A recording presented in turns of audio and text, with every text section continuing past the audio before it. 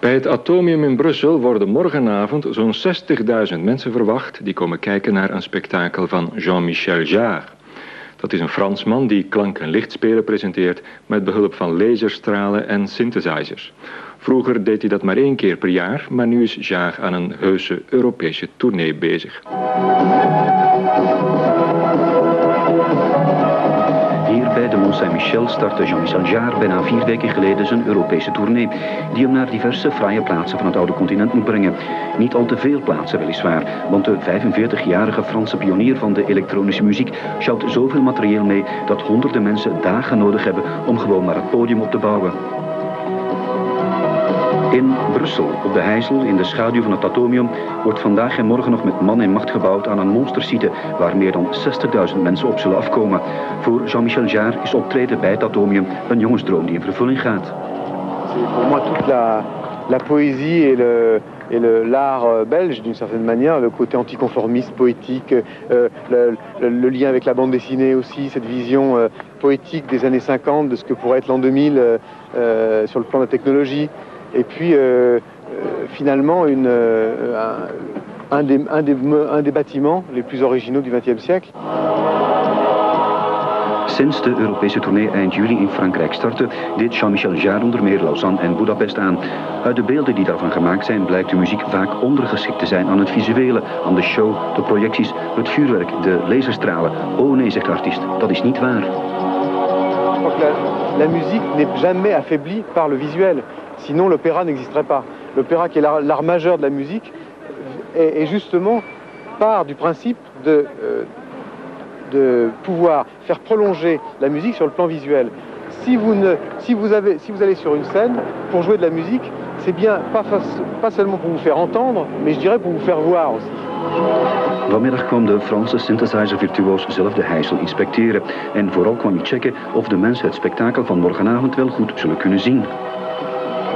Donc il est très important que les gens qui payent une place pour venir puissent être à n'importe quel endroit reçus correctement. Et c'est ce que j'essaye de vérifier avec le promoteur, aussi bien sur le plan du son que sur le plan visuel.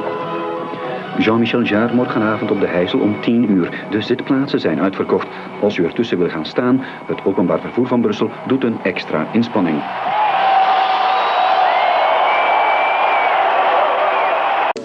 Dans le domaine de la musique aussi, il y a quelqu'un qui aime faire les choses en grand. Ce mégalomélomane s'appelle Jean-Michel Jarre. Il jongle avec les sonorités innombrables de la musique électronique, mais il ne se contente pas en général d'un synthétiseur et d'une scène. Ce qu'il lui faut, ce sont des sites grand format, de préférence à l'extérieur. Après Lyon, Houston, le Mont Saint-Michel ou la Défense à Paris, on en passe, Jean-Michel Jarre donnera demain un de ses spectacles, son et lumière en quelque sorte, à Bruxelles, sur le plateau du Heysel, sous le titre Europe en concert. On attend plusieurs dizaines de milliers de spectateurs, mais pour les préparatifs aussi, il y a du monde sur le pont. Thierry Bellefroy. On a vu grand sur le plateau du Heysel. Demain soir, près de 60 000 personnes assisteront au concert sous la lumière de 400 lasers, entourés de 72 enceintes de 1500 watts. La scène, elle, constituera une ville imaginaire de 150 mètres de long. La scène que vous verrez demain n'est pas unique. Il y en a un autre exemplaire qui est actuellement en train de se monter à Wembley. Vous l'aurez compris, le projet est si ambitieux qu'il est impossible de démonter et de remonter une scène en moins de 5 jours. En tout, 1000 personnes travaillent donc en permanence sur cette tournée européenne où tout a été prévu jusqu'aux 3000 litres de café quotidien du personnel. Seul impondérable, la Drache nationale. On ne peut pas annuler, c'est impossible. C'est-à-dire, c'est un podium non couvert. Jarre jouera quand même et c'est impossible d'annuler, ni de reporter. Ça se passera demain soir. Est-ce qu'il y a des parties de playback dans le concert ou est-ce que tout est live? Pas du tout.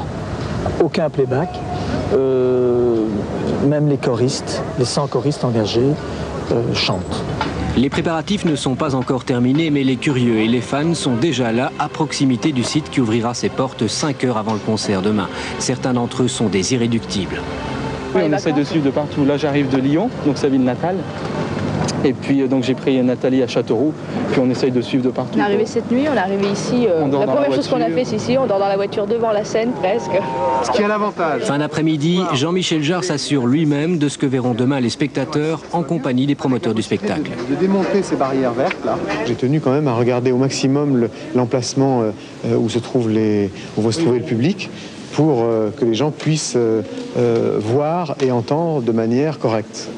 Demain, Jean-Michel Jarre pourra fêter dignement son anniversaire, d'autant que son dernier album vient d'obtenir le disque d'or en Belgique. C'est pour bientôt ça.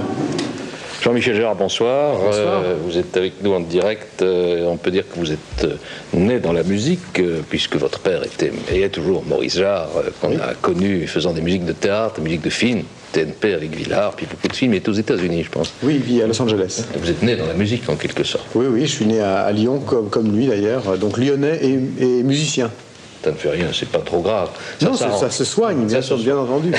C'est ce que j'essaye de faire. Oui. Ça fait presque un quart de siècle que vous êtes dans la musique électroacoustique. Eh oui, que vous fabriquez des sons, que vous travaillez les sons. Il y a eu la cage, il y a eu l'oxygène, il y a eu Equinox, tous des noms qui disent quelque chose, je pense, à tous vos fanats. Et maintenant, il y a ces grands machins. On peut les appeler comme ça, à grand spectacle, son et lumière. Ça vient d'où, cette idée certains disent qu'il est mégalo, Jarre. Oui, mais vous savez, je pense que je crois que c'est plutôt l'inverse. Je crois que c'est à partir du moment où on commence à faire des concerts en extérieur, et ce que j'aime, d'ailleurs, ce que j'ai toujours aimé, qui s'inscrit d'ailleurs dans une tradition assez européenne de musique instrumentale jouée à l'extérieur depuis des siècles, c'est des choses qui existent. Il vient tout naturellement à l'esprit le fait de savoir comment le visualiser, à la manière des musiciens qui se sont penchés sur un art majeur au 19e ou même au 18e, qui était l'opéra. C'est-à-dire comment arriver à travailler avec les luthiers ou les techniciens, les ébénistes de son époque. Moi, les ébénistes de mon époque, finalement, ce sont les gens qui font du laser ou de la vidéo ou des techniques contemporaines.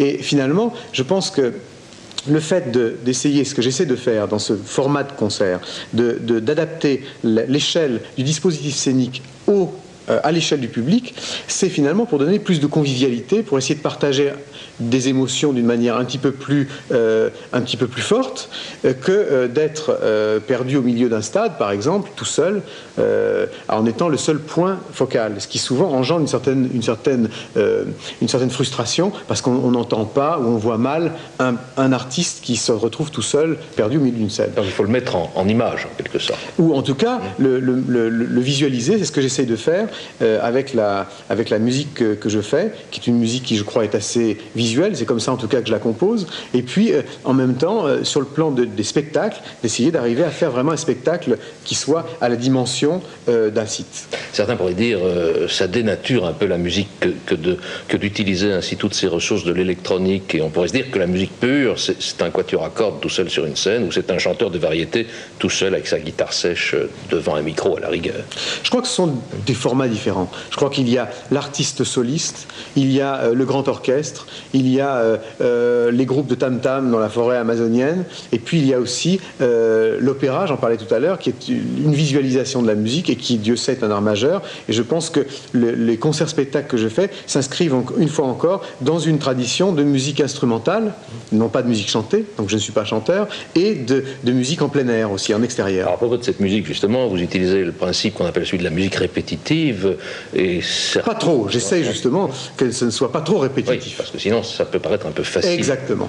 Donc il y a une recherche quand même, une volonté de recherche. Bien, oui, je pense que les gens qui écoutent ma musique s'en rendent compte. Non, justement, je crois que, vous savez, il y a des tas de choses qui ont été dites par rapport à l'électronique, au synthétiseur, et je crois que c'est un instrument qui est un des instruments les plus poétiques qui soit, parce que vous pouvez être votre propre luthier, créer vos propres timbres, un petit peu comme un peintre travaille avec ses couleurs. En tout cas, ça marche, puisqu'on parle de plusieurs dizaines de milliers de personnes demain, on espère 50 000 personnes, donc il fallait trouver un endroit suffisamment vaste. Vous aimez bien ce plateau du L'Atomium me fait rêver depuis que je suis gosse, c'est la réalisation d'un rêve d'enfant. Vous savez, ce concert-spectacle, c'est pas ça, on a beaucoup parlé de la taille pendant de ce spectacle, c'est pas ça la chose la plus importante. Je crois que c'est un spectacle poétique, différent, qui je crois est original par rapport à ce qu'on voit ou entend d'habitude, surtout sur le plateau du Heysel, et je crois que, j'espère en tout cas pour les gens qui seront là demain, que ce sera une nuit qu'ils n'oublieront pas, comme ce sera le cas pour moi.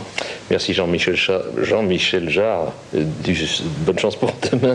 Merci à vous. C'est le problème avec les prénoms composés. C'est l'émotion, rien qu'à penser à cette musique.